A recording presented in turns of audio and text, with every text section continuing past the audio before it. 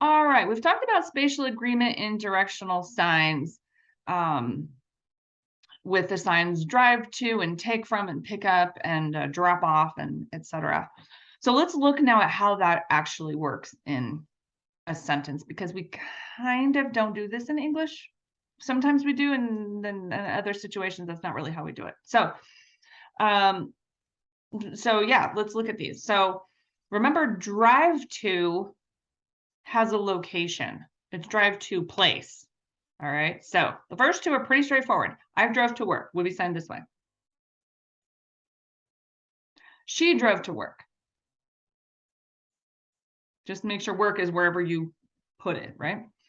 How about this? I drive her to work. In English, we say I drive her, but we mean we drive the car, right? I'm driving, but I'm taking her with me type of thing. So in ASL, it would be something like I take her, I pick her up, I get her, and then I drive her to work, right? You have to take her first in order to be able to drive her somewhere. So drive her is kind of strange in English. So, all right, how about this one? I took her to school.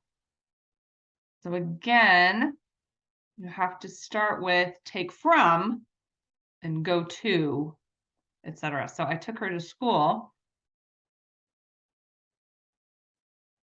Or you can do I pick up or grab, take, and go to school or drive to school or whatever you want to do. She took me to school. Me, she took me. Sorry, kind of did that sideways.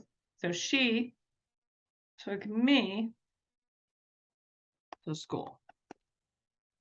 I picked him up at the airport and took him home. So airport, or let's see, we could start with any number of things in the sentence, but airport.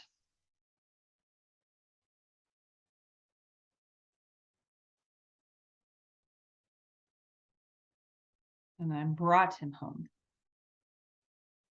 I picked him up from school and drove him to work.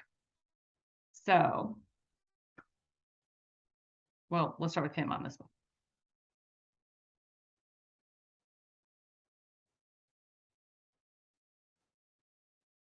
Okay, so you can kind of see how the space has to agree and the directions have to agree. And we kind of don't say the same things in English in the same way that we sign it sometimes when we're talking about these directional